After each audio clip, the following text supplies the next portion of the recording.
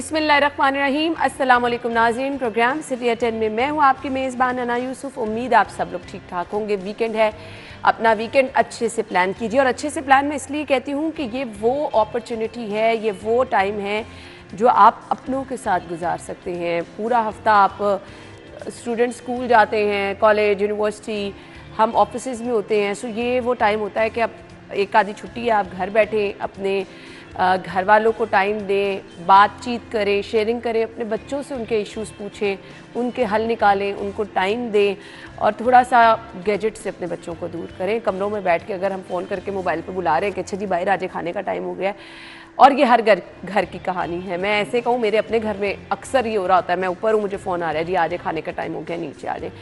सो ये चीज़ें हमें वाकई दूर करती चली जा रही हैं एक दूसरे से। तो जितना हम घर में रहेंगे, अपनों को टाइम देंगे, मेरे ख्याल से जो मौजूदा हम हालात डिस्कस करते रहते हैं, अच्छा स्मॉग है, ट्रैफिक है, ये है वो है, उससे भी दूर रहेंगे और बाहर नहीं जाएंगे तो पैसे भी कम लगेंगे। चलें जी, प्रोग्राम के आगाज़ की तरफ चलते हैं।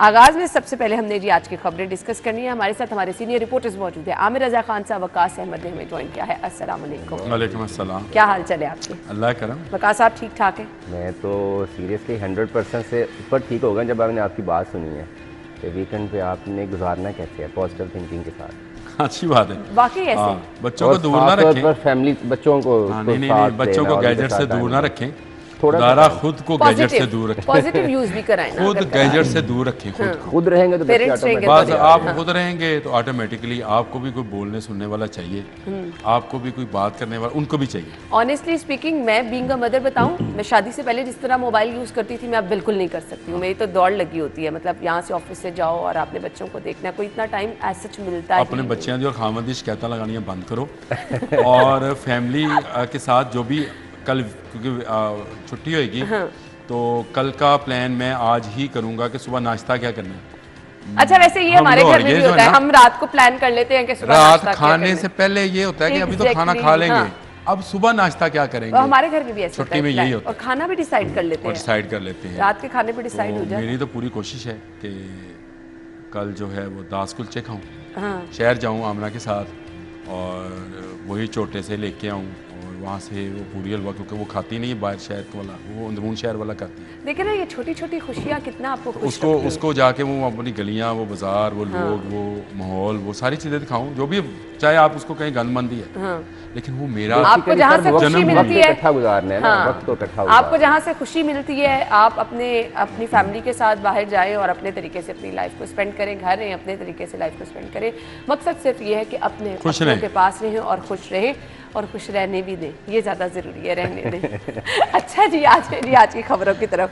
पहली खबर ये है जी, तरक्याती मनसूबे तो जिस स्पीड से मुकम्मल हो रहे हैं और नए नए काम भी आगे प्लान किए जा रहे हैं, उस पर तो मैं यकीन माने, हमें ये सरप्राइज़ दिया जा रहा है लाहौरियों को एक के बाद एक। लेकिन हम ब्लेस्ड हैं कि कोई रोती बिलकती आवाम को भी पूछने वाला है। खुद सीएम साहब इतनी पेन लेके अस्पतालों में जाते हैं, शहर के जितने बड़े हॉस्पिटल हैं, टीचिंग हॉस्पिटल हैं, जिनकी सूरत हाल मैं ये कहूँ कि बिगाड़ से भी बुरी थी।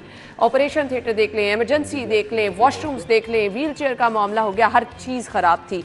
अब हम म्यू हॉस्पिटल, जनरल, जना, यहाँ की अपग्रेडेशन की बात है जी, और इससे अल्टीमेटली सहूलियात किससे मिलेंगी? मरीजों को। आमिर भाई, अब मैं क्या कहूँ, ये जो आपने बात की, मुझे ना ये सारी स्लो लाइट फिल्म लगती है। आपने स्लो लाइट फिल्म शायद देखी नहीं है, पुरानी फिल्म जो गूंगी फिल्में होती थी, अच्छा, जिनमें जो हर काम जो है वो तेज़ी के साथ, वो प्रोजेक्टर पे चलती थी, और वो हैंडी होता था और आपको हर काम जो है वो तेज़ी से करता हुआ बंदा नजर आता था। तो ये शुरू का सिनेमा था। इसको यहाँ पे खैर स्टूडेंट टाकी भी क्या जाता था, इस तरह की चीज़ें। तो मुझे लगता है जैसे वो स्टूडेंट टाकी या वो स्लो लाइट सिनेमा जो है इस वक्त लाहौर में चल रहा है, जिस तेज़ी के साथ ना काम हो रहा है, जिस तेज़ी के साथ ये अकबर चौक फ्लाईओवर मुकम्मल हुआ है, खालद वो जो कैबदरी ग्राउंड वाला खालद अंडरपास बना है, जिस तरह से बाकी तरक्याती काम, हॉस्पिटल्स का आपने जिक्र कर दिया, चलो मैं बता दूं, मैं क्योंकि मैं हॉस्पिटल में रहा हूँ, तो मैंने वहाँ के जो हेड ऑफ डिपार्टमेंट्स डॉक्टर्स थे, उनको एक लम्हे के लिए फारिग बैठे नहीं देखा। मैं जब भी गया, एयाज महमूद साहब कोई ना कोई मीटिंग लेके बैठे हुए थे कि अभी ये इमरजेंसी अपग्रेड हो रही है, तो इसके बाद हमने किंग एडवर्ड मेडिकल यूनिवर्सिटी का पीछे वो जो टावर बनाना है। इंतहाई माजरत में आपकी बात काट लूं, यही डॉक्टर पहले भी यहाँ काम कर रहे थे ना, लेकिन इस तरीके से नहीं कर रहे थे। नहीं, अब वो जो प्रोजेक्टर चलाने वाला है ना, मैंने आपको जिक्र कर दिया स्लो लाइट पे, वो जो हाथ से प्रोजेक्टर मैंने आपसे कहा, आपसे कोई पूछने वाला वो स्लो लाइट प्रोजेक्टर वाला जरा तेज है, वो तेज से घुमा रहा है, जिसमें आपको जरा सारी चीजें जरा तेजी से काम करती हुई नजर आती है। तो हॉस्पिटल्स पे फोकस किया है। मेरा ख्याल है ये सबसे बुनियादी बात थी जिसको पिछले 70 साल से लोग यहाँ फील करते थे कि बाहर के हॉस्पिटल्स में बड़ा अच्छा काम है, बड़ा अच्छा इंतज़ाम है। मैं अभी न्यू हॉस्पिटल में था तो मैं अक्सर सारे दोस्तों से ये बात करता हूँ कि वहाँ पे जो सर्जिकल टावर है उसके अंदर जो ऑपरेशन थिएटर्स हैं, मुझे क्रॉमवेल देखने का इत्तेफाक हुआ है। मैं क्रॉमवेल हॉस्पिटल की बात कर रहा हूँ लंदन की, उससे भी बेहतर ऑपरेशन थिएटर्स म्यो हॉस्पिटल। आप म्यो की बात कर रहे हैं? मैं म्यो की बात कर रहा हूँ और म्यो के लोग कहते हैं कि जी ये आप कर लें, मैं ऑपरेशन करा के आया हूँ, आप तो नहीं करा के आई वहाँ से। वो काश शायद आपने कराया, अल्लाह रहम करे आमिर भाई, कोई नहीं ना कराया ऑपरेशन, मैं करा के आया हूँ। तो मुझे पता है state of the art machinery क्या है और वहाँ पे किस तरह से डील किया जाता है। बाहर वाली हालत देखते हो, कभी नहीं ऐसा लगा कि स्टेट ऑफ द आर्ट। मैंने आपको सर्जिकल टावर का नाम लिया है, मैंने आपको अभी बताऊंगा। मैंने जिना का बर्न यूनिट विजिट किया, मैं हमेशा उसकी तारीफ आपके पास कल वो डॉक्टर शहजाद भट्टी साहब आए हुए, उन्होंने मुझे एक मशीन विजिट कराई और उन्होंने कहा ये 25 करोड़ रुपए की, ये 35 करोड़ रुपए की मशीन है, ये पूरे पाकिस्तान में सिर्फ म्यो हॉस्पिटल के अंदर है। और उन्होंने ये कहा, वो शायद आपसे भी ये बातें करके, क्योंकि मैं उनका प्रोग्राम देख नहीं पाया था, उन्होंने कहा कि एक खुशकिस्मती इस कौम की ये है कि यहाँ सरकारी मशीनरी पुरानी नहीं खरीदी जाती, जितने प्राइवेट हॉस्पिटल्स हैं ये पुरानी मशीनें उठाते हैं। सही। मैं जब खुद एक्सपीरियंस करके बात फैसिलिटेट करने की होती है ना, प्राइवेट हॉस्पिटल फैसिलिटेट तो करते हैं ना। आपने तो सिर्फ हाथ जोड़े, मैं तो पाँव भी जोड़ता था जब लोग कहते थे सरकारी हॉस्पिटल का नाम लेते थे कि वहाँ पे सफाई का इंतजाम नहीं होता, वहाँ पे हाइजीनिक नहीं होता, अपना ये चीज़ें दिखा के पुरानी मशीनों पे प्राइवेट हॉस्पिटल वाले बाहर की सफाई दिखा के अंदर आपके साथ पुरानी मशीन के साथ ऑपरेशन करते हैं तो आप खुश रहते हैं। जहाँ पे इस वक्त गवर्नमेंट ये फैसिलिटी दे रही है, आप मुझे बताएं कौन सा हॉस्पिटल है जहाँ पे नई इमरजेंसी नहीं बन रही है, चाहे वो जिना है, PIC है, सर्विसेज है, जितने आपके चिल्ड्रन हॉस्पिटल है, तो हम तारीफ भी कर रहे हैं, तो काम हो रहा है ना जी। तो आप उस बात पे ये तो ना करें कि जी वहाँ पे बाहर की हालत को वहाँ क्या है, मुझे तो आज तक नहीं, आप जिससे रिलेट कर रहे हैं वो अफसोस हो रहा है। ये ठीक है, वहाँ पे कभी किसी ने नई चीज़ सोची नहीं। मसलन वहाँ पे जो घड़ी वार्ड जिसको कहते हैं, उसके मुतालिक आज तक किसी ने सोचा नहीं कि यार ये अंग्रेज़ दौर की बनी, इसको ठीक कर लें। अल्बर्ट विक्टर हॉस्पिटल वो AVH जिसको बोलते हैं 1890 का बना हुआ है, यार उसकी ईंटें ही ठीक कर दें, ये आज तक किसी ने नहीं सोचा। आज एक बंदा, एक शख्स सोच रहा है, तो क्यों ना हम उसको इस बात पे अप्रिशिएट भी करें और ये भी कहें कि भाई आप 35 करोड़ की मशीन ला के दे रहे हो तो आपका शुक्रिया, आप नई इमरजेंसी बना रहे हो, आपका थैंक यू वेरी मच। आपने PIC में से निकाल के जिना हॉस्पिटल के अंदर भी एक हार्ट का शोबा बना रहे हो, आपका शुक्रिया, ताकि वहाँ बर्डन कम होगा तो वहाँ के डॉक्टर्स भी देखें। तो ये शुक्रिया अदा करने के लिए मेरा ख्याल है कि हमें उस प्रोजेक्टर वाले भाई को, जो कि निगरान वज़ीर आला कहलाते हैं, उनका शुक्रिया अदा करना चाहता हूँ। मैं तो सिर्फ और क्यों नहीं, क्योंकि मैं एक्सपीरियंस करके आया हूँ सरकारी हॉस्पिटल का। अच्छा, अब ये है कि मैं अगेन यही चीज़ कहना चाहूँगी कि अपग्रेडेशन हो रही है।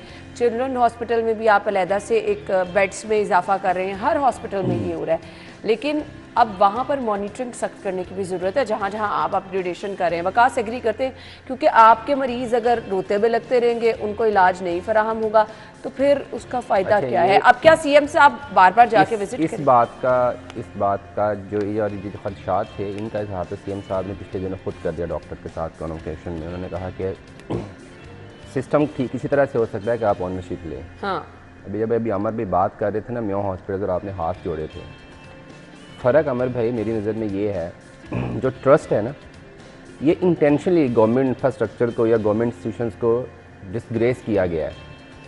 आपको कोई ऑप्शन दे ना कि आप नेशनल हॉस्पिटल में जाना चाहें या म्यो हॉस्पिटल में, आपने कहना है कि मैंने नेशनल में जाना है। हालांकि नेशनल हॉस्पिटल में जो डॉक्टर्स काम कर रहे हैं वो सारे ही गवर्नमेंट हॉस्पिटल्स के डिपार्टमेंट्स के हेड हैं। हाँ, और यहाँ से जॉब करने के बाद वहाँ पे जाते हैं। आप चूज़ करेंगे कि मैंने वहाँ पे जाना है। उसकी रीज़न ये है कि यही लोग जो इस सिस्टम का हिस्सा थे, इंटेंशनली या अनइंटेंशनली, ये उन लोगों का कलाकार बने जिन्होंने इतना डिस्ग्रेस कर दिया कि कोई ऑनरशिप ही नहीं ले रहा।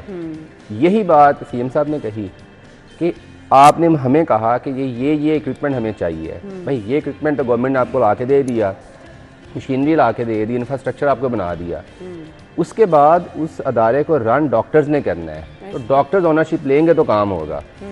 सीएम साहब ने बिला किसी हेजिटेशन के ये कहा कि आप काम नहीं करते। यही था उनका मतलब कि आप काम करेंगे ना, अगर आप 8 घंटे के पैसे लेते हैं तो 8 घंटे आप नेक नीति के साथ काम कर दें तो सिस्टम ठीक हो जाएगा। प्रॉब्लम ये है सीएम साहब जो कर सकते थे ना वो यही है कि वो रैंडमली विजिट कर सकते हैं, लोगों को थोड़ा सा रियलाइज करवा सकते हैं। विजिट है उसके बाद वो अपने कमरों में आके उसकी रीज़न ये है आप डॉक्टरों के साथ बैठें, उनसे पूछें, उनको इस सिस्टम पे अपने पे एतमाद ही नहीं है। मेरी तो एक इसमें सजेशन ये है, जैसे एमबीबीएस करने के बाद ख़ास तौर पर वो डॉक्टर्स जो गवर्नमेंट हॉस्पिटल के साथ गवर्नमेंट मेडिकल कॉलेज से करते हैं, जैसे आपने बॉन्ड किया हुआ ना 3 साल आपने गवर्नमेंट हॉस्पिटल में हाउस जॉब करनी है, ऐसे उनको तकरीबन 5 साल के लिए करते हैं कि आप किसी जॉब सेक्टर में जा नहीं सकते। अब बहुत सारे डॉक्टर्स कर क्या रहे हैं, वो किंग एडवर्ड से, अल्लामा इकबाल मेडिकल यूनिवर्सिटी से गवर्नमेंट फंडेड से एमबीबीएस करते हैं, उसके बाद सिविल सर्विसेज में या किसी और जॉब में आ जाते हैं। अच्छा, फिर कुछ लोग बाहर चले जाते हैं, जो पीछे डॉक्टर बचते हैं वो ये सोच रहे होते हैं कि यार मैनू इतने की मिले यार। मतलब आप आईजी पंजाब डॉक्टर हैं, बहुत सारे सीएसपी ऑफिसर जो पुलिस में हैं वो डॉक्टर, अब उनसे पूछें कि आप सिविल सर्विसेज में क्यों आए, वो कहते हैं कि जी वो जो डॉक्टर में क्या रखा है, या तो आप प्राइवेट हॉस्पिटल बनाएं तब है, या फिर आप बाकी तो आपकी पे ही नहीं है, कोई इंफ्रास्ट्रक्चर नहीं है। तो जो लोग स्किल्ड लोग हैं, बड़े माइनर से हैं, इस करोड़ों की आबादी से डॉक्टर जो बनते हैं वही ओनरशिप नहीं ले रहे, वो अपने आप एतमाद नहीं कर रहे। उसका नतीजा ये है कि वो भी सोचते हैं कि मैंने प्राइवेट हॉस्पिटल बनाना है, वहाँ से अच्छी तरह पैसे भी लेने हैं और अल्लाह अल्लाह खैर सल्लाह। अच्छा, ये बात में से मैं ज़रा सा भाई इसलिए इख्तलाफ करूँगा कि ये बिल्कुल ठीक है आप कह रहे होंगे, और ये जो हमारे शहर से बाहर सराउंडिंग में दूसरे कस्बे और शहर हैं वहाँ तक की ये बात बिल्कुल मुझे लगता है तो वहाँ पे शायद इंफ्रास्ट्रक्चर को उस तरह से अभी तक डेवलप नहीं किया था। मेरा अभी क्योंकि मुझे ऑपरेशन था, शुगर है, तो वहाँ पे एक प्रोफेसर साहब आए, फवाद रंधावा नाम है उनको मैंने दिखाया, तो वो उन्होंने मेरी मेडिसिन वगैरह सारी उन्होंने की लिखी, तो मैंने उनसे कहा कि जी आप मुझे ये बता दें कि प्राइवेटली आप कहाँ देखते हैं। तो वो उन्होंने ना मुस्कुरा के कहा कि मैं म्यू हॉस्पिटल के मरीज़ को सिर्फ म्यू हॉस्पिटल में देखता हूँ, उसको प्राइवेटली नहीं देखता। कमरा नंबर 39 जुमेरात के रोज़ सुबह 10 बजे आके मैं बैठता हूँ, 2 बजे तक वहाँ आता हूँ, जितने पेशेंट्स आते हैं सबको देख के जाता हूँ। अब देखिए ऐसे लोग भी हैं, बिल्कुल सर है सिस्टम में ऐसे लोग, लेकिन ऐसे लोग भी हैं। अच्छा, फिर आप जब सरकारी हॉस्पिटल की बात करते हैं सबसे बड़ी बात ना ये है, सॉरी आपकी बात मैंने कहा, सबसे बड़ी बात ये है आपके सरकारी हॉस्पिटल, आपका एक टीचिंग हॉस्पिटल इस शहर के तमाम प्राइवेट हॉस्पिटल से ज्यादा मरीज चेक कर रहे हैं। मैं एग्री करती हूँ इस बात से, और उनको 10 रुपए की पर्ची के ऊपर कर रहे हैं। आप ये भी तो देखें। लेकिन ना मुझे ब्रेक लेनी है, ब्रेक के बाद आपसे ये पूछना है कि ये जो डॉक्टर सरकारी हॉस्पिटल में इतने सारे मरीजों को देखते हैं, फिर इनकी क्वालिटी शाम के टाइम चेक करने की कुछ ये आप सोचें। हाँ, मैं ये आपसे सुबह 10 से अगर 2 बजे तक देखेगा, हाँ, तो उसके बाद उसकी अपनी ज़हनी हालत कैसी होगी। बिल्कुल, ये वो सोचें जो सिर्फ प्राइवेट हॉस्पिटल में चेक कराना चाहते हैं, जैसे इन्होंने कहा, जो बाहर की पोचाकारी लिश्काकारी है उसको देखने के बजाय आप इस सिस्टम के अंदर घुस कर देखें कि क्या है। बात कामचोर भी लोग होंगे, सॉरी आपका टाइम आपने वक्फा लेना है शायद, मुझे ब्रेक की तरफ कामचोर भी होंगे, चले उस कामचोर हम ब्रेक के बाद डिस्कस करते हैं। नाज़रीन ब्रेक ले लेते हैं, ब्रेक के बाद वापस आते हैं, हमारे साथ रहिएगा।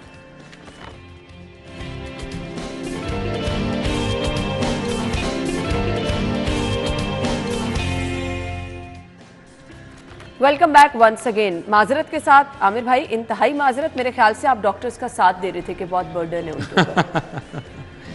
नहीं, मैं उन डॉक्टर्स का साथ दे रहा था कि जो वाकई ही मिसिहाई का काम कर रहे हैं। मैं हर किसी उन डॉक्टर्स के साथ वो कुछ डॉक्टर्स जो स्ट्राइक करते हैं, कि आपका इलाज, आप सिटी 42 के एम्प्लॉय हैं तो उन्होंने बड़ा अच्छा आपको डील कर लिया होगा। कभी आम लोगों के साथ डील करते उन्हें देखा? अच्छा, मैंने वैसे ना ये एक्सपीरियंस भी किया है। सॉरी टू से मैं अब आपसे क्या बताऊं कि मैंने, क्योंकि मैं 14-15 दिन रहा हूँ और उसमें 4-5 दिन तो ऐसे थे जिसमें सिर्फ मुझे 2 वो लगने होती थी, ड्रिप्स लगनी होती थी, उसके अलावा मेरा टाइम फारिग होता था। तो विजिट किया हॉस्पिटल? जी मैंने विजिट किया और मैंने बड़े बड़े नाम वाले प्रोफेसर्स को अल्ट्रासाउंड करते हुए देखा है, मैंने बड़े बड़े प्रोफेसर्स, नाम वाले प्रोफेसर्स को विजिट करते हुए वार्ड्स के अंदर काम करते हुए। अच्छा, अभी रिसेंटली 2 दिन अच्छा, ये मुझे में गई हूँ, मैंने भी वहाँ डॉक्टर्स को देखा है, उस तरह से मरीजों वहाँ तो रश इतना है, रश बहुत ज्यादा है। फिर ये हाँ बेटा रश इतना ज्यादा है, तो उसमें क्या करें। देखिए दूसरी बात ये है, नहीं मैं प्रोटोकॉल, मैं तो आपसे कहा कि मैंने जाके मैंने 5-6 दिन में जो सिर्फ भाई ड्रिप लगती थी वकास भाई, उसके बाद मैं फारिग था, मैं घूम फिर सकता था, मैं सामने वार्ड में भी गया, मैं इस तरफ वार्ड में भी गया, गरीब वार्ड में भी गया, मैं हर जगह पे घूमा हूँ, मैंने डॉक्टर्स को काम करते हुए देखा है। हाँ कुछ हड्डर आम जरूर हैं जिनको आप यंग डॉक्टर्स का नाम दे लें, आने वाली थी जिनको आप ये कह लें कि वो जो हल्फ उठाते हैं डॉक्टर बनते हुए उसकी पासदारी नहीं करते।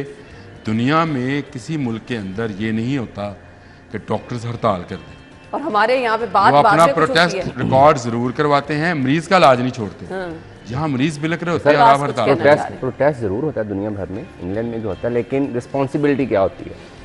मैं जब यूके में था तो NHS के इश्यूज चल रहे थे गवर्नमेंट के साथ, उन्होंने 3 महीने पहले की डेट दी कि जी हम 3 महीने बाद प्रोटेस्ट करने जा रहे हैं, 2 दिन की स्ट्राइक। लेट्स सपोज अगर एक हॉस्पिटल में 500 यंग डॉक्टर्स, उनके जो वो सेकंड कैडर से लोग होते हैं, वो प्रोटेस्ट कर रहे हैं, तो एमरजेंसी सर्विसेज के लिए कवर करने के लिए ये लोग हमारी ड्यूटी पर मौजूद होंगे।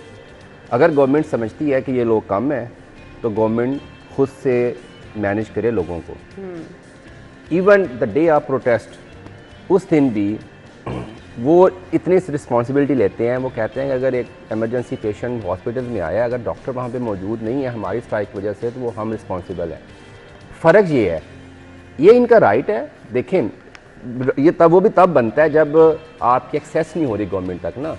अभी सूरत हाल तो ये है पिछले 1.5 साल से जो हम देख रहे हैं कि गवर्नमेंट तो चल के खुद आपके पास जा रही है, ऐसे ही और आपसे बारहा पूछ रही है कि भाई हमें बताएं आपकी इशू चाहिए क्या, इशू क्या है। जब CM साहब ने ये बेरा उठाया था कि उन्होंने हेल्थ इंफ्रास्ट्रक्चर्स को, हेल्थ डिपार्टमेंट को सही करना है, तो पहली दफ़ा हमने देखा था कि CM सर सिम्स में डॉक्टर्स के साथ बैठा, एडमिनिस्ट्रेटर्स के साथ बैठा और उनसे सजेशंस लिए कि बताएं भाई अभी तो आपका स्ट्राइक करने का, मतलब किसके लिए स्ट्राइक करनी है आपने, कोई आपकी सुन नहीं रहा, तो गवर्नमेंट तो खुद आपके चल के पास आ रही है। जितना CM डॉक्टर्स के पास गया है, मेरा ख्याल है कि वो किसी दोस्त के पास भी नहीं गए होंगे। तो इसके बावजूद अगर आपकी सुनवाई भी हो रही है तो फिर CM साहब वाली बात सही है कि आप लोग काम नहीं करना चाह रहे। फिर काम ना, डॉक्टर्स के बारे में आमिर भाई के ख्यालात क्या हैं, उधर आने दें।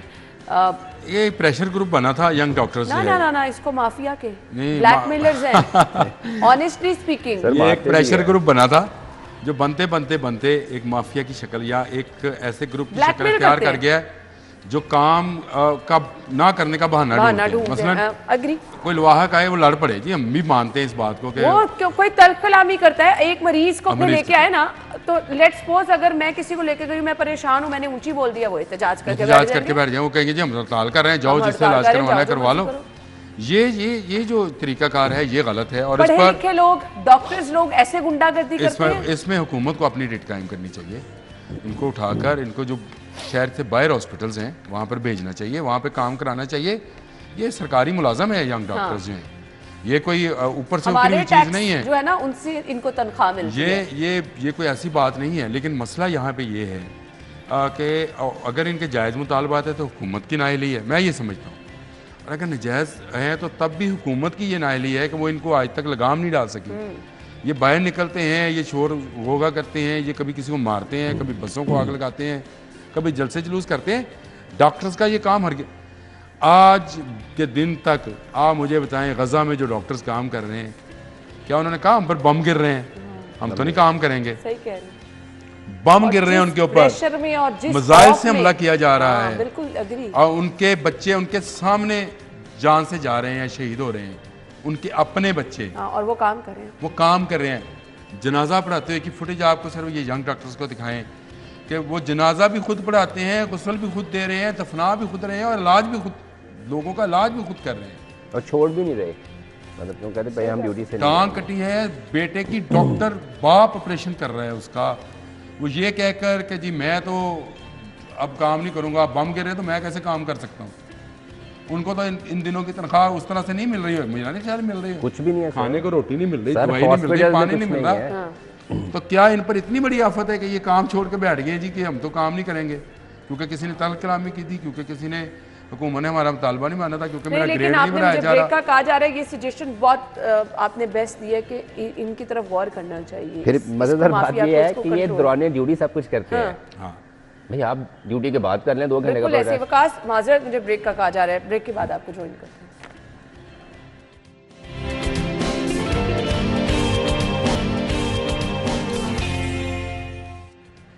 Welcome back. कुछ दिल दिला देने वाले मनाजिर हैं, पहले वो आपको दिखाते हैं फिर इस पे बात करते हैं। जी दिखाइए। करके मैं पर्ची बनवाई, आगे गया हूँ, कहते जी हड़ताल है डॉक्टरों की। अब गरीब बंदा रिक्शों के किराए भी नहीं दे सकता घर जाने को, वापसी पे हम कहाँ जाए यार कि हम बहुत मुश्किल में है, हमारी मुश्किल कोई हल नहीं कर सकता। हम गरीब आदमी कहाँ कि किसको कहे, हम सिवाय खुदा के और हमारा आसरा कोई नहीं। ਅਸੀਂ ਦਵਾਈ ਲੈਣ ਆਏ ਆ ਤੇ ਦਵਾਈ ਉਹਨਾਂ ਸਾਨੂੰ ਨਹੀਂ ਦਿੱਤੀ ਹੈਗੀ। ਠੀਕ ਹੈ, ਡਾਕਟਰ ਹੀ ਕੋਈ ਨਹੀਂ ਆਉਂਦੇ ਨੇ ਵੀ ਵੇਖੇ ਨਾ, ਡਾਕਟਰ ਸਾਰੇ ਚਲੇ ਗਏ ਨੇ, ਛੁੱਟੀਆਂ ਹੈਗੀਆਂ ਨੇ। ਆ ਹੁਣ ਜਿਵੇਂ ਆਏ ਆ ਉਵੇਂ ਵਾਪਸ ਜਾ ਰਹੇ ਆ। ਸੁਬਾਹ ਦੇ ਆਏ ਆ 9:30 ਵਜੇ ਦੇ ਤੇ ਅੰਦਰ ਕੋਈ ਡਾਕਟਰ ਹੈ ਕੋਈ ਵੀ नहीं है, सिर्फ एमरजेंसी ਵਿੱਚ ਉਹ ਵੀ ਲਾਈਨ 'ਚ ਲੱਗ ਕੇ ਤੇ ਗੱਲਬਾत। अच्छा जी, ये कुछ दिन पहले जो लोग अस्पतालों में जा रहे हैं और उनके साथ जो सलूक हो रहा है, कोई कह रहा है कि जी हम सुबह 8 बजे से आए हैं, कोई कह रहा है 9 बजे से आए हैं, कोई कह रहा है आके पर्ची बनाते हैं, अंदर जाता है पता चलता है डॉक्टर्स हड़ताल पे हैं। और वो बाबा जी देखे किस तरह रो रहे थे कि किराया लगा के मैं रिक्शे पे आया हूँ, यहाँ कोई इलाज वाला नहीं, हमारा आसरा कौन है, हम कहाँ पे जाएं। वकास, ये चीज़ें क्या वहाँ पे मौजूद MS साहिबान, चले यंग डॉक्टर्स को तो हम कह रहे हैं ना कि वो एक माफिया है या वो हठधर्मी करते हैं या ब्लैकमेलिंग करते हैं, आखिर हॉस्पिटल की कोई तो इंतज़ामिया है, कोई तो कमांड है, वो इनके खिलाफ क्या वो भी एक्शन नहीं ले सकती, वो भी घुटने टेक बैठी है इनके सामने। अच्छा, इसमें ना एक शहबाज शरीफ गवर्नमेंट को एक सजेशन दी गई थी कि यंग डॉक्टर को कंट्रोल करने के लिए आप सीनियर्स को थोड़ा टाइट करें। अच्छा, वो भी एक्सपेरिमेंट हुआ। अब मेरी ये राय है, गलत हो सकती है, कि अब ना ये कोऑर्डिनेटेड नेक्सस बन चुका है सीनियर्स का और जूनियर्स का ना। कभी वो एक दूसरे को फैसिलिटेट करते रहते हैं, कभी ये सीनियर्स को फैसिलिटेट करते रहते हैं।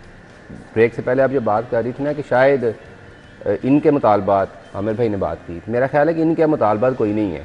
3 गवर्नमेंट्स तो हमने देखी इनको इस तरह से प्रोटेस्ट करते हुए, वायलेंट होते हुए। भाई कौन से ऐसे मुतालबात हैं, एक गवर्नमेंट नहीं कर रही थी, दूसरी गवर्नमेंट ने कर दिए, तीसरी ने कर दिए। इस गवर्नमेंट ने, मोहसिन साहब ने जिस तरह का उनका रवैया रहा डॉक्टर या हेल्थ सिस्टम के हवाले से, उसमें तो किसी आम बंदे से भी पूछे ना तो वो ये कहेगा कि यार वो सुन रहे हैं आपकी बात। इसका मतलब है कि अगर आपके कुछ मुतालबात ऐसे हैं भी हैं जो अभी तक कबूल नहीं हुए तो वो निगोशिएट तो हो रहे होंगे ना, आपने कन्वे कर दिया, उन्होंने भी अपनी मजबूरियाँ बताई होंगी। तो इसके बावजूद अगर आपने हर काम स्ट्राइक में ही करना है, फिर स्ट्राइक में भी आपने तब करनी है, आप आते हैं अपनी ड्यूटी के अटेंडेंस लगाते हैं, उसके बाद काम छोड़ के बैठ जाते हैं। तो भाई अगर आपने प्रोटेस्ट ही करना है तो घर बैठे रहें। आप अपना प्रोफाइल जो है, अपनी अटेंडेंस मेंटेन कर रहे हैं, हॉस्पिटल में आके आप कह रहे हैं हम नहीं कर रहे काम, ठीक है। मेरा तो अब ये मेरी राय ये है कि गवर्नमेंट को ना थोड़ा सा सख्ती करनी पड़ेगी। गवर्नमेंट को तो करनी चाहिए। आमिर भाई देखे ना, मतलब घर का एक सरबरा होता है। हमारे यहाँ अगर हम काम नहीं करते कोई पूछने वाला है, आप एक दिन आके बैठे रहेंगे, दूसरे दिन आके आप यहाँ बैठे रहेंगे, वहाँ बैठे रहेंगे, तीसरे दिन तो आपसे कोई पूछेगा ना कि भाई काम क्यों नहीं कर रहे, अपनी सीट पे क्यों नहीं मौजूद हो। ये हॉस्पिटल के MS साहिबान कोई इंतज़ामी ढांचा, कोई मॉनिटरिंग का सिस्टम कुछ तो है या नहीं है। ये यंग डॉक्टर्स को लाया ही सीनियर्स के ख़िलाफ़ गया था। सीनियर डॉक्टर्स जो थे वो इसी तरह से काम लेते थे। तो हमारे ही एक दोस्त ने ये मशवरा दिया कि यंग डॉक्टर्स जो है इकट्ठे हो जाएं, तो ये काम नहीं ले सकते आपसे। मुझे बताएं, जब आपके हाथ काम ही ना करना चाहें तो आप इनसे काम कैसे ले सकते हैं। ये हाथ हैं, यही देखते हैं ना डॉक्टर्स के। पहला तो आपको यंग डॉक्टर से नहीं देखना है, उसके बाद आपके सीनियर्स की बारी आनी है। तो सीनियर्स तक कोई जा ही नहीं सकता। अब सीनियर्स भी समझ गए हैं ये बात, इसने बिल्कुल ये कार्टल बन गया है, एक दूसरे के मफादात को महफूज करते हैं, जैसे वकला करते हैं। यंग वकला और सीनियर वकला मिल जाते हैं और उसके बाद वो कोई अदालत चलने नहीं देते हैं, कोई आपका निज़ाम अदल नहीं चलने देते हैं। यही बात अब हॉस्पिटल्स में आ गई है।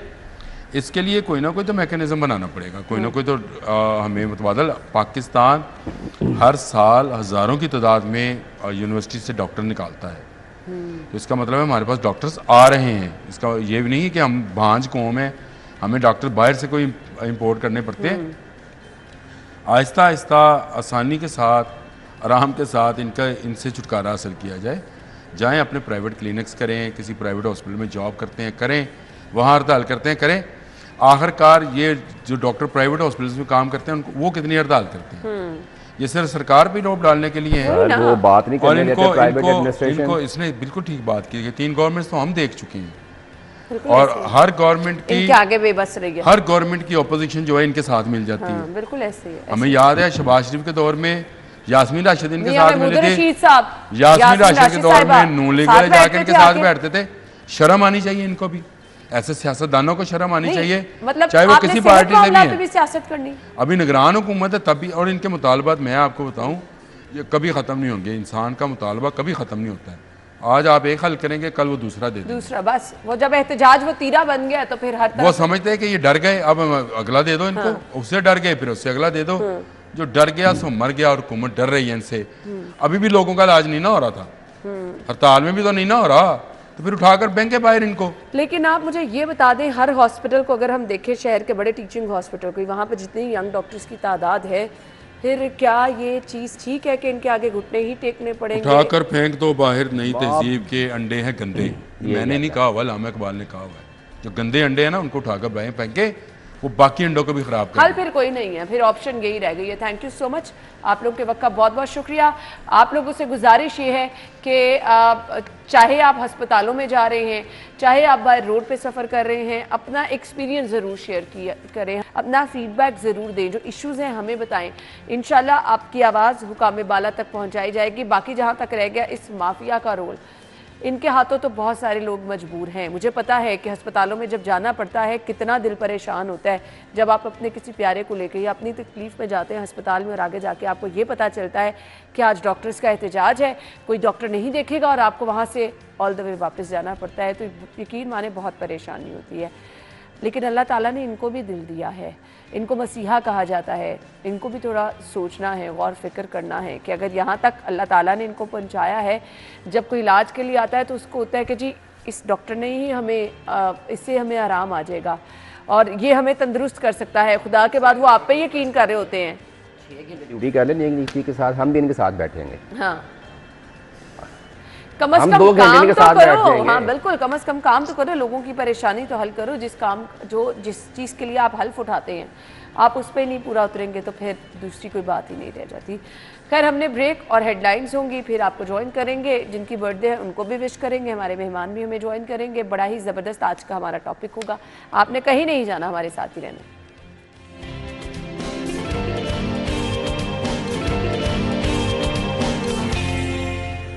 Welcome back once again. Program के इस हिस्से में हमारा टॉपिक मैंने कहा था आज का बड़ा शानदार है और वो ये है जी, हमने माहौल दोस्त इन्वायरमेंट जो है वो क्रिएट करना है। वो किस तरह से कर सकते हैं? आने वाली दिनों में हमने इस स्मॉग से आने वाले सालों में किस तरह से छुटकारा हासिल करना है, आज प्लानिंग करनी होगी। तो सबसे अहम, क्योंकि हम कहते हैं कि धुआं छोड़ती गाड़ियाँ जो हैं वो सबब बन रही हैं। सो इलेक्ट्रिक बाइक बहुत ज़बरदस्त है। आप माहौल दोस्त के साथ साथ एक दफ़ा अगर आप पैसे लगा के इलेक्ट्रिक बाइक ख़रीद लेंगे तो पेट्रोल से, फ्यूल से भी आपकी जान छूट जाएगी।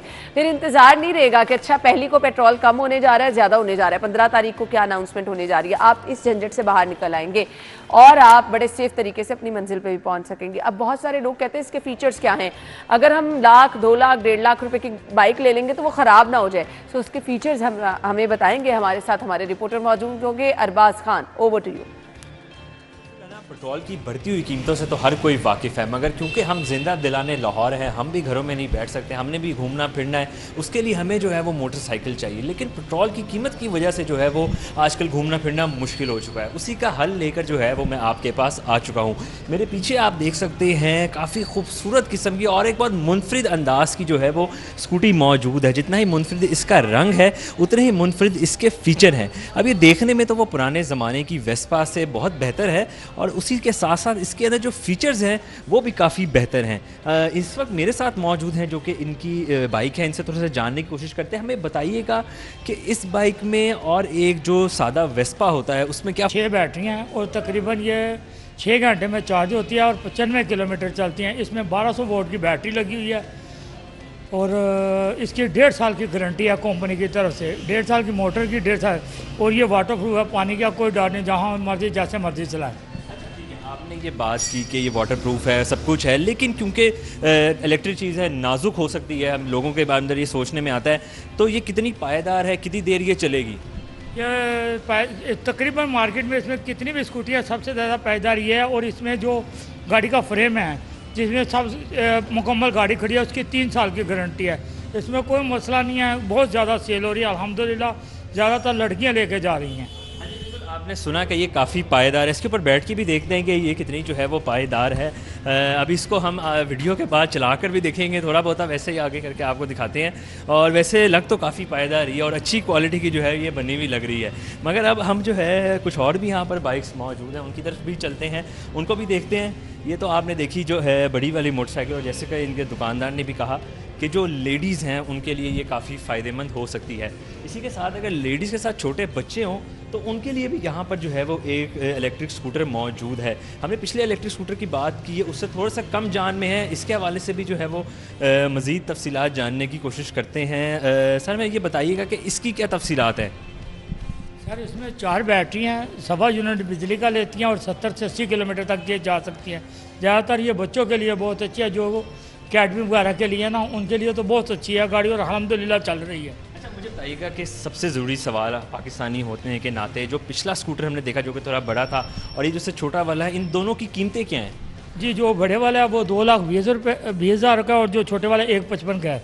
अच्छा बिल्कुल। अच्छा अब आपने इस तरह के जो है मुनफरिद स्कूटर तो देख लिए, लेकिन अगर आप जो है वो कुछ ऐसी चीज़ ख़रीदना चाह रहे हैं जो कि सड़क पर चलती हुई अलग भी ना लगे और काफ़ी आम भी हो, तो उस तरह की यहाँ पर जो है वो 70 लेकिन इलेक्ट्रिक जो है वो भी मौजूद है। इस वक्त हमारे पास इनके भी जो बंदे मौजूद हैं, इनसे बात करते हैं कि अच्छा मैं बताइएगा कि एक सादी 70 जिसमें इंजन होता है और ये जो बैटरी वाली है, इसमें क्या फ़र्क होता है?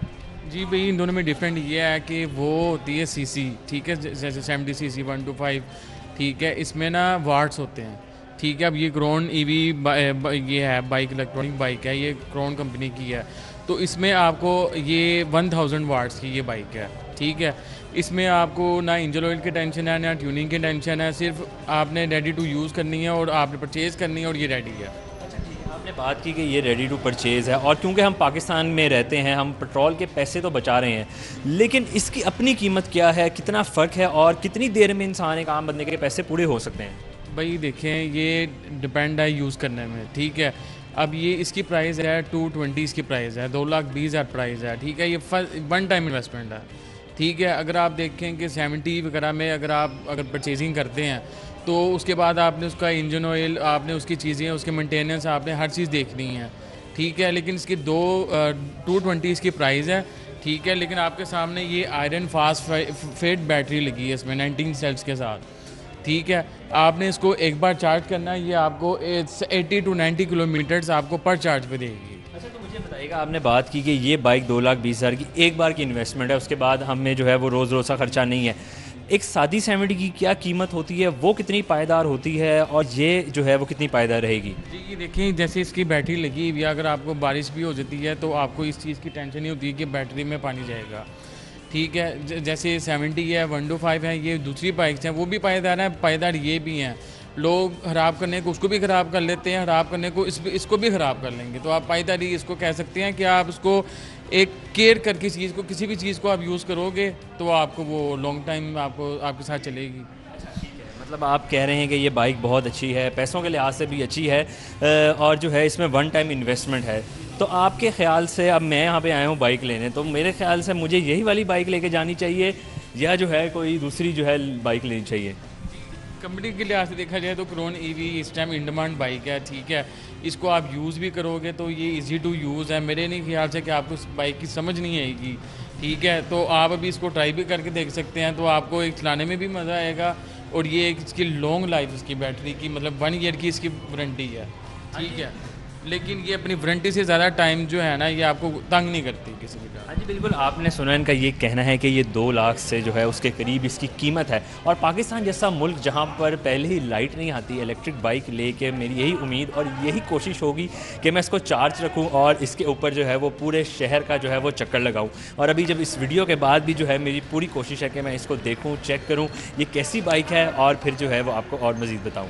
नहीं, वाई वीडियो के बाद आप वीडियो में भी हमें करके दिखा देते तो फिर हम भी देख लेते कि आप किस तरह एंजॉय कर रहे हैं। अगर मैं स्कूटी खरीदना चाह रही हूँ, ये बाइक खरीदना चाह रही हूँ, तो शायद आपको चलाते हुए एयरबाज देख के मैं भी प्लान कर लेती। पता नहीं आप क्यों कह रहे हैं कि वीडियो के बाद मैं करूँगा। अब तो आप राइड कीजिए और हमें बताइएगा कि आपका एक्सपीरियंस कैसा रहा है। लेकिन मिनिमम 1.5 लाख और 2 लाख अगर आप एक दफ़ा इन्वेस्ट कर लेते हैं तो आपकी जान तो छूट जाएगी फ्यूल से।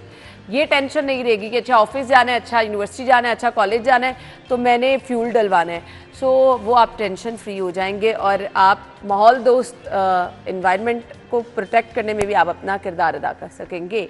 Thank you so much Arbaaz, आप अच्छे तरीके से राइड को एंजॉय कीजिए। हम ब्रेक लेंगे, ब्रेक के बाद आएंगे, हमारे साथ रहिए।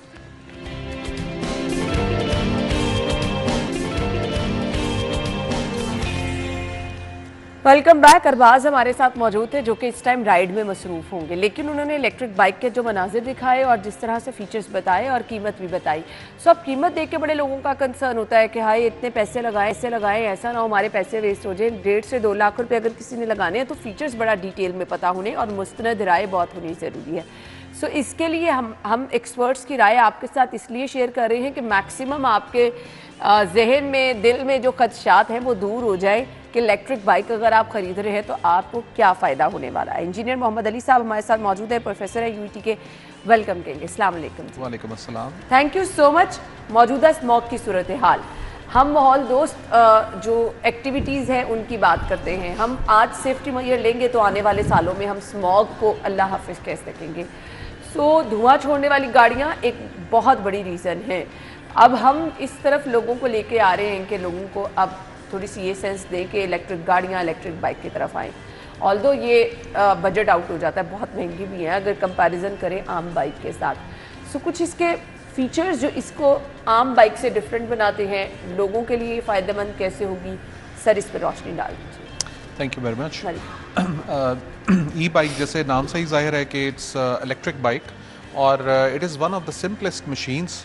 जैसे नॉर्मल बाइक होती है उसमें ICE इंजन होता है जिसको हम इंटरनल कंबस्शन इंजन बोलते हैं, जो कि गैसोलीन और ये फ्यूल से वो ऑपरेट करते हैं। बट उसमें जो इनहेरेंट इशू होते हैं वो ये जो पोल्यूशन जो वो फॉर्म करते हैं, जब साइलेंसर से जो एग्जॉस्ट गैसेस निकलती हैं, जो एमिशंस निकलते हैं, वो बड़ी पोल्यूशन कॉज करते हैं। और आपको ये जान के थोड़ी सी हैरत होगी कि जो एक बाइक है वो एक गाड़ी से ज़्यादा पोल्यूशन फैलाती है। अच्छा जी। और उसकी मेरा ख्याल आपने वजह देखी होगी कि कुछ बाइक्स होती हैं जिनके साइलेंसर में से ना ऑयल भी निकल रहा होता है। ऐसे तो जब वो उसके साथ बर्न करता है ना तो वो it adds to the problem. तो वो एक बाइक ज़्यादा एमिशंस को एक्सट्रीट कर रही होती है। और अब ये थोड़ा सा इशू अब ये हो गया कि अब चूँकि जब फ्यूल महंगा हुआ है तो ज़्यादातर लोगों का ट्रेंड अब बाइक्स की तरफ चला गया है। अब वो मतलब दे आर अभी इस पॉइंट पे वो ये डिफरेंशिएट नहीं करे कि वो ई बाइक करें या क्या करें, but other than that bikes पे बहुत ज़्यादा जोर हो गया। अब चूँकि दूसरी बाइक सस्ती मिल रही है तो वो नेचुरली उसको ज़्यादा खरीद रहे हैं, तो वो प्रॉब्लम को और ज़्यादा इन्हांस भी इस वजह से हो रही है। स्पीकिंग ऑफ विच के हम थोड़ा सा अगर पॉलिसी की तरफ अगर आप मुझे इजाज़त दें तो उसकी तरफ हम ज़रा थोड़ा सा डिस्कस ये करना चाहेंगे। हमारी जो पॉलिसीज़ हैं वो सस्टेनेबल नहीं है, यानी उनको बहुत ज़्यादा सस्टेनेबल होने की ज़रूरत है। अब जैसे ई बाइक है या रिन्यूएबल एनर्जीज़ हैं, वो सस्टेनेबल टेक्नोलॉजीज़ हैं, तो गवर्नमेंट के इनिशिएटिव्स वहाँ पे होने ज़्यादा ज़रूरी हैं। जैसे मैं आपको एग्जांपल देता हूँ, हम जब छोटे थे तो सुनते थे कि जो सुई गैस है वो सिर्फ 20 सालों के लिए है, पाकिस्तान के पास 20-25 साल के ज़खायर हैं। तो हमने क्या किया, हमने सारी गैस जो है वो CNG में भर के गाड़ियों में उड़ा दी सारी। तो वो पॉलिसीज़ समझ नहीं आती कि ये पॉलिसीज़ कहाँ बनती हैं, कौन बनाता है, कौन अप्रूव करता है। तो थोड़ा सा हमें पॉलिसी शिफ्ट जो है वो बेहद ज़रूरी है। आपके जो IPPs ले लें वो पॉलिसी सस्टेनेबल नहीं है। अब वो जो IPPs का जो कर्जा है अब वो 2 ट्रिलियन नेक्स्ट ईयर है, तो ये इट्स नॉट सस्टेनेबल। फिर जो है आपके पास मतलब the list goes on and on. आपके पास थर्मल पावर प्लांट्स जो आपने लगा दिए, that they were also not sustainable. तो कमिंग बैक टू दिस, क्योंकि ये जो स्मॉग का इशू है ना, ये अभी का नहीं है, ये 1950s से स्टार्ट हो गया हुआ, लेकिन अब बहुत वर्स्ट हो गया जी, वर्स्ट हो गया ना। तो हमारी फिर पॉलिसीज उस लिहाज से होनी चाहिए थी ना। हमने जब गाड़ियों को लीज़, जब वो पॉलिसी आई लीज़ की 2000 में, not taking the name of government, लेकिन जब वो पॉलिसी आई तो हमने कहा कि जी जिसके पास रोटी खाने के पैसे नहीं है वो भी गाड़ी ले रहे। अब उस गाड़ी ने सड़क पे आना था, तो उसने एमिशंस छोड़ने थे, उसने फ्यूल यूज़ करना था, तो वो सस्टेनेबल पॉलिसी नहीं थी। तो ये पॉलिसी शिफ्ट होना बहुत ज़रूरी है। यानी आप ठीक है, आप एक तरफ अपने करेक्टिव एक्शंस लेते जाएं, लेकिन जो सोर्स है उसको भी तो कंट्रोल करें। तो अब मैं I am coming to the e bike now. Definitely वो एक्सपेंसिव है और डेफिनेटली एक्सपेंसिव है, लेकिन उसकी मेन कॉस्ट उसकी बैटरी कॉस्ट है। ई बाइक्स में नॉर्मली जो बैटरीज यूज़ हो रही हैं वो लिथियम आयन है, आयरन फॉस्फेट जिसको हम बोलते हैं, लिथियम आयरन फॉस्फेट हैं, और डीप साइकिल बैटरीज हैं, और अब तो ग्राफीन बैटरीज जो नई टेक्नोलॉजी है वो भी आ रही है।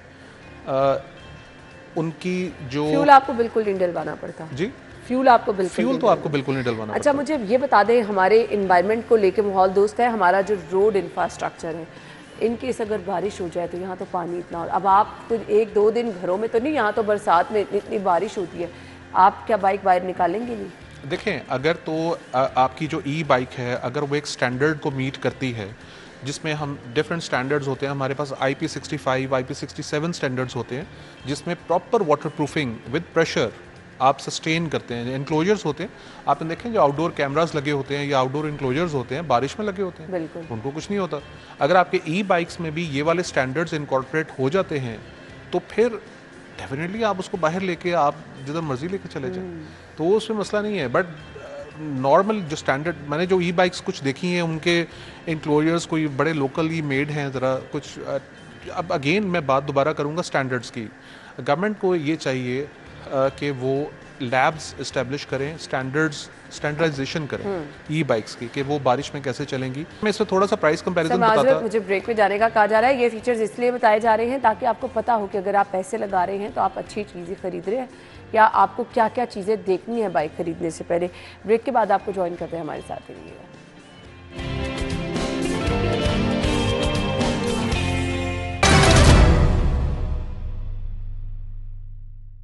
भाईजान, फोन का रेट लगवाना है बॉस। क्या चाहिए? क्या चाहिए क्या मतलब? गोलियां के टॉफियां? गोलियां, टॉफियां, बस रेवड़ियां भी हैं। दूं क्या? क्या आप अपने फोन की बेहतर रेट चाहते हैं? आपके पुराने फोन का रेट जब आम जगह से लगेगा तो यही सब मिलेगा। इसीलिए अभी सैमसंग ट्रेड इन ऑफर से फायदा उठाएं। अपना कोई भी पुराना मोबाइल हमें दे जाएं और नया सैमसंग फोन ले जाएं। सैमसंग ट्रेड इन ऑफर, पुराना फोन लाओ, नया फोन ले जाओ।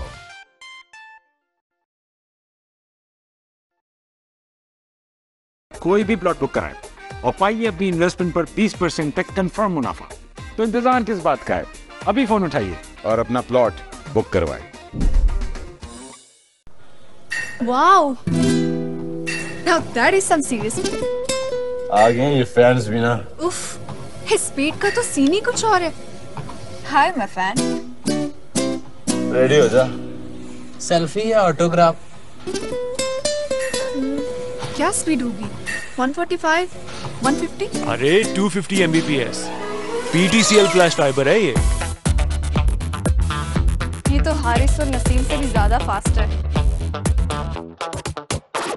With PTCL flash fiber, हो जाओ तैयार to experience the world of lightning fast speed of up to 250 Mbps. इतनी consistent speed आज तक नहीं देखी bro. Call 1218 now and bring PTCL flash fiber home, the fastest internet in town. Al Kabir orchard, Lahore के सबसे बड़े KSK गोल्डन इंटरचेंज पर वाक़ थीम पार्क और Disneyland, world class community club और कुशादा मेन बुलेवार्ड। बुकिंग का आगाज सिर्फ 2 लाख रुपए से। A project of Al Kabir developers. Smart Nova 7 like a wow. Just looking like a wow. Wow. Just looking like a wow. So beautiful. Just looking like a wow. So elegant. Wow. Just looking like a wow. So beautiful. Wow. So elegant.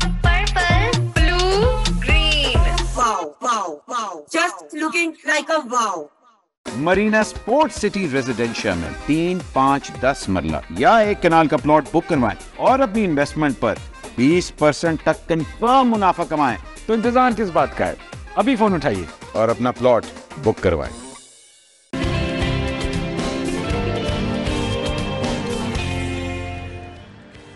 Welcome back once again. हमारे साथ मोहम्मद अली साहब मौजूद हैं। गुफ्तगू का सिलसिला आगे बढ़ाएंगे।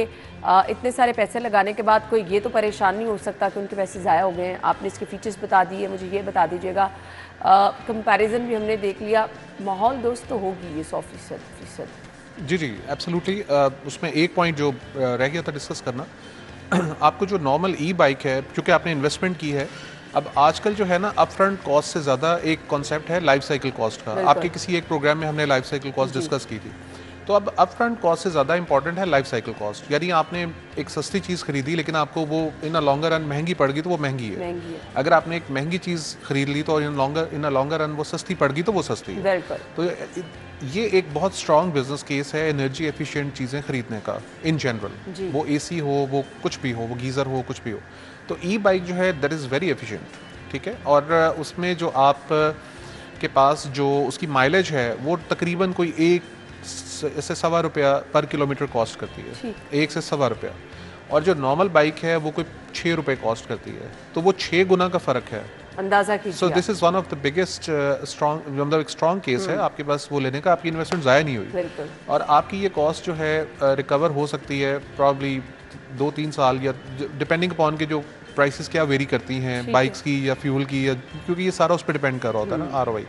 बट इतनी देर में अगर आपको वो रिकवर कर जाती है तो यू आर बेटर ऑफ। आपको क्या चाहिए? और दूसरी चीज़ ये है कि आपके पास जो यूज़र्स को एक देखने की जो बड़ी इंपॉर्टेंट चीज़ है वो ये है कि जो उनका इस्तेमाल कैसा है, कितने लोगों ने राइड करना है, 1 ने, 2 ने, 3 ने। क्योंकि जो इन्होंने माइलेज और ये सब चीज़ें बताई होती है ना, ये अंडर आइडियल कंडीशंस होती हैं कि जी आपकी सड़क बिल्कुल स्मूथ है, कोई उसमें वो ढलान नहीं है या रैंप नहीं है, या एक बंदे ने बैठना है, या आइडियल कंडीशन है। तो ये सब चीज़ें उसमें होती हैं। लेकिन अगर आपने उसे वर्स्ट केस सिनेरियो के लिए देखना है, अगर आपका यूजेज ऐसा है जो आपका पर डे अगर 80 किलोमीटर से ज़्यादा या 70 किलोमीटर से ज़्यादा का आपका सफ़र बनता है, या आपने 2 लोगों ने बैठना है, या आपने कोई सामान रख के ले जाना है, या आपने किसी ऐसी, चूँकि लाहौर तो मोस्टली प्लेन ही है, ये ज़रा प्रॉब्लम आती है जो इस्लामाबाद वगैरह शहर में जहाँ पे ऊंचाई इस तरह चलती हैं, तो वो आपको ये चीज़ें जहन में रखनी है। उससे डेफिनेटली आपकी माइलेज कम हो जाएगी। तो यानी वो जो 80 क्लेम की हुई है वो हो सकता है 50-60 पे आ जाए। तो उसमें भी अगर आपका सफ़र उससे ज़्यादा है तो फिर आपके लिए शायद वो उस तरह से फिजिबल नहीं है। ठीक है। तो आपको फिर दूसरा वेरिएंट्स या जो बड़े उसके हैं फिर आपको शायद उस पर स्विच करना पड़े, जो कि ज़रा थोड़े एक्सपेंसिव है। जी। तो अब माहौल दोस्त की आपने बात की, मैं एक अपने साथ एक गैजेट लेके आया हूँ, ख़ास तौर पे उन लोगों के लिए जिनको ये स्मॉग से प्रॉब्लम, एस्थमा का इशू है, एलर्जी है। क्योंकि जो स्मॉग है, दैट स्मॉग जो है ना basically it is smoke plus fog, ठीक है। तो इसमें सिर्फ फॉग नहीं है, इसमें स्मोक भी है और सारे ये पोल्यूटेंट्स हैं जिसमें एस्थमा और ये एलर्जिक, इवन न्यूप्लास्टिक, इवन जो कैंसर्स हैं जिसको न्यूप्लाज्म हम बोलते हैं, तो वो भी ये क्रिएट कर सकती है स्मोक जो है। तो उसमें ये है कि जो लोग ऑलरेडी वल्नरेबल हैं, जिनके इम्यून सिस्टम्स ज़रा थोड़े से वीक हैं, या जिनको एस्थमा का या लंग्स का कोई इशू है, तो दे कैन उनके लिए जो है ना ये स्मॉल हैंडी एक जो है ना, this is called the AQI meter, जो एयर क्वालिटी इंडेक्स आपको बता देता है। तो अगर आप किसी ऐसी जगह पे हैं जहाँ पे ये आपको ज़्यादा मतलब अगर दिख रहा हो, तो फिर आप अपनी कोई प्रिवेंटिव मेजर्स लें, कोई मास्क पहने, या फिर आप ज़्यादा देर उस जगह पे ना रहें। तो मेरा ख्याल है अगर आपका कैमरा शायद इसको दिखा रहा है। जी दिखा सकते हैं। अच्छा ठीक है। तो ये अब जी आयशा आप इसको दिखा दें ताकि ये लोगों को पता हो कि इस गैजेट को अगर आप, वो लोग रख सकते हैं अपने पास जिनको इशू होता है, एस्थमा का इशू है या जिनको एलर्जी है। सो ये बड़ा अच्छी एक डिवाइस है, आपके पास होगी, आपको कहीं चल जाएगा कि एयर क्वालिटी इंडेक्स क्या है, साफ इसमें पता चल रहा है, सो आपके लिए बड़ी हेल्पफुल हो जाएगी। तो आप इसका इस्तेमाल भी कर सकते हैं। अच्छा जी, अब हमने मैक्सिमम आपको बता दिया कि फ़ायदा इसका किस तरह से हो सकता है और किन लोगों को इसका फ़ायदा इलेक्ट्रिक बाइक्स का नहीं है। कोशिश कीजिए, स्विच कीजिए इस पर, ताकि आप आने वाले टाइम में अपने माहौल को साफ़ रखने में अपना किरदार भी अदा कर सकें। सर आपका एक मैसेज चाहिए। मैसेज ये है कि हर बंदे की जिम्मेदारी है कि माहौल को साफ़ रखें। हमें एज एन इंडिविजुअल हमारी जिम्मेदारी है, गवर्नमेंट की अपनी जिम्मेदारियां हैं, सबको अपनी जिम्मेदारियां जब लेके चलेंगे तो माहौल ठीक रहेगा। ये एक आधे बंदे की या एक जगह का प्रॉब्लम नहीं है। गवर्नमेंट को चाहिए कि वो ये लैब्स बनाए। ई बाइक्स अगर उनको नज़र आ रहा है कि फ्यूचर है तो यहाँ पे जो बैटरीज हैं उनको यहाँ असेंबल करें, भी आप देना शुरू कर दें, सब्सिडाइज कर दें। यहाँ पे मैन्युफैक्चरिंग का सोचें, इसलिए कि हम मौजूदा सूरत हाल में इट इज़ वेरी डिफिकल्ट कि चाइना के साथ हम कम्पीट करें, बिकॉज वो 20% सस्ती हैं। अगर हम यहाँ बनाएं तो वो 20% महंगी बनती है, और उसकी वजह यह है कि जो स्पेयर पार्ट्स हैं वो ज़्यादा महंगे हैं और बनी हुई चीज़ें सस्ती आती हैं। तो इसको हमें रिवर्स करना है। तो गवर्नमेंट की ये जिम्मेदारी है, हमारी जिम्मेदारी है कि हम ज़्यादा से ज़्यादा इन चीज़ों पे स्विच करें। बिल्कुल जी। सो ये आज आपको जो है इस पे प्लानिंग करनी है ताकि आने वाला कल हमारी नस्ल के लिए महफूज हो सके। बहुत बहुत शुक्रिया आपके वक्त के लिए। हम आपको ज्वाइन करेंगे एक ब्रेक के बाद।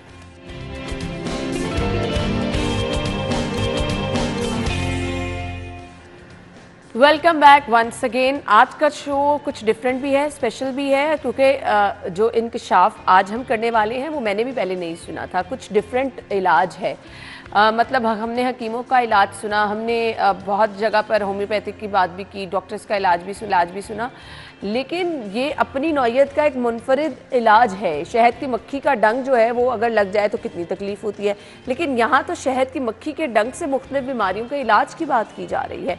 तो मेरी तरह आप भी हैरान ज़रूर हुए होंगे ये मुमकिन अब कैसे है, इस पर हम आज बात करने वाले हैं जी। BWAM थेरेपिस्ट हमारे साथ मौजूद है, मदीहा बेग, उनको वेलकम कहेंगे। अस्सलाम वालेकुम। वालेकुम अस्सलाम। Thank you so much. I am good, आप कैसी हैं? बिल्कुल ठीक, बहुत बहुत शुक्रिया। अच्छा जी, मैं बड़ी हैरान हो रही हूँ जब मुझे पता चला कि आज का हमारा टॉपिक ये है, तो मैं काफ़ी देर सोचती रही कि ये मुमकिन कैसे है। एक दफ़ा एक्सपीरियंस मुझे ये हो चुका है कि मुझे शहद की मक्खी काट दी जी थी। जी, बहुत ज़्यादा पेनफुल वो टाइम था जी। तो आप कह रही हैं कि जी डंग से इलाज मुमकिन हो जाता है किसी बीमारी का? कैसे?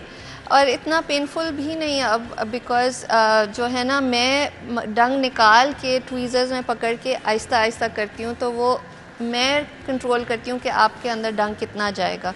तो एक टेक्निक होती है माइक्रो स्टिंगिंग, जिसमें जब मैं स्टिंग आपको लगाती हूँ तो वो इस तरह फील होता है जैसे मच्छर काटा है। अच्छा, तो वो उतना ही दर्द होता है, माइनर सा दर्द होता है। तो इट्स इवन सिरिंज भी अगर आपको लगे तो वो ज़्यादा पेन फील होती है, हाँ, उससे भी कम। तो लेकिन जो आम अगर मक्खी काट जाए तो क्योंकि आपको एक आम बंदे को नहीं पता कि उसको स्टिंगर भी निकालना है, कब निकालना है, और अगर उसको स्क्वीज़ निकाल के करके निकालें तो वो वेनम अंदर ज़्यादा चला जाता है, तो इसलिए आपको स्वेलिंग और दर्द ज़्यादा होती है। नॉर्मली हम ऐसे जल्दी से उसको जो है वो पुश कर लेते हैं, पुश कर लेते हैं या दबा के निकालते हैं, तो उसकी वजह से आपको फिर वो स्वेलिंग ज़्यादा होती है। अच्छा, यह बड़ा हैरान कुन तरीका आपने बताया है। अब ये बता दें किस किस बीमारी की सूरत में इससे इलाज मुमकिन होता है? तो एक मैं आपको सबसे पहले बताऊं कि एक वेस्टर्न ऑस्ट्रेलियन यूनिवर्सिटी है जिन्होंने रिसेंटली रिसर्च की है कि जब बी वेनम एक कैंसर सेल के करीब जाता है तो वो cancer cell within 30 minutes उसका जो मेम्ब्रेन है, आउटर कवर है, वो डिस्ट्रॉय होना शुरू हो जाता है। तो सबसे जो मैलिग्नेंट ब्रेस्ट कैंसर सेल्स हैं उन पे उन्होंने रिसर्च किया है और वो तक डिस्ट्रॉय होना शुरू हो जाते हैं विदिन 30 मिनट्स। ग्रेट। शहद के बारे में तो हमने कुरान पाक में सुना था कि हर बीमारी की शिफा है।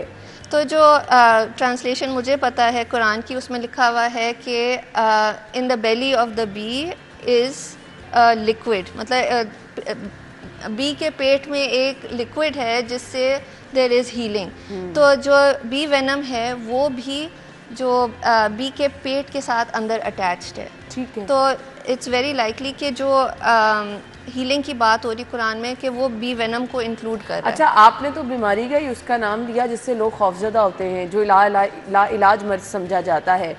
सो अगर उसका इलाज इसमें मुमकिन है तो फिर छोटी बीमारियों का भी इलाज बहुत। तो ये बी वेनम एक एंटीवायरल भी है। सो एक नॉर्मल अगर बी वेनम आपके अंदर आप वीकली या मंथली आपको बी वेनम लग रहा है तो ये खांसी, नज़ले, ज़ुकाम ये होते ही नहीं है। तो इससे मुझे एक ही चीज़ याद आई कि जो फर्स्ट वेव ऑफ कोविड हुआ था ना, तो beekeepers association of China वो वुहान गए थे और वुहान में उन्होंने हर बी कीपर और एपी थेरेपिस्ट, जो पीपल लाइक मी जो दूसरों को डंग लगाते हैं, और उनके पेशेंट्स सबको इंटरव्यू किया और एक भी बंदे को कोविड नहीं हुआ था। अच्छा। तो उसमें देवर अबाउट 5000 लोग सर्वेड। तो आप सोचें कि ये कितनी हैरानी की बात है कि सारे के सारे वो Covid free let's during that suppose time. अगर कोई बीमार है, नज़ला, ज़ुकाम, खांसी, बुखार, हाई ब्लड प्रेशर, आप हर बीमारी का इलाज इसमें बता रही हैं कि है? I am not gonna say कि हाई ब्लड प्रेशर, लेकिन खांसी, नज़ला, ज़ुकाम, अगर मुझे भी जैसे फ्लू लगना शुरू हो जाए कि वो थोड़ा सा नज़ला शुरू हुआ है, मैं अपने आप को फ़ौरन बीस्टिंग कर देती हूँ और 10-15 मिनट के अंदर मेरा नज़ला, ज़ुकाम या गले का दर्द वो फ़ौरन रिजॉल्व हो जाता है। अगर आप बहुत ज़्यादा नज़ला फ्लू के साथ आएँ तो maybe I'll take a day और 2, लेकिन मैं अपने बच्चों को जब उनका मुझे लगता है कि वो कोई बुखार शुरू होने वाला है या कुछ, तो मैं फ़ौरन उनको यही माइक्रो स्टिंग से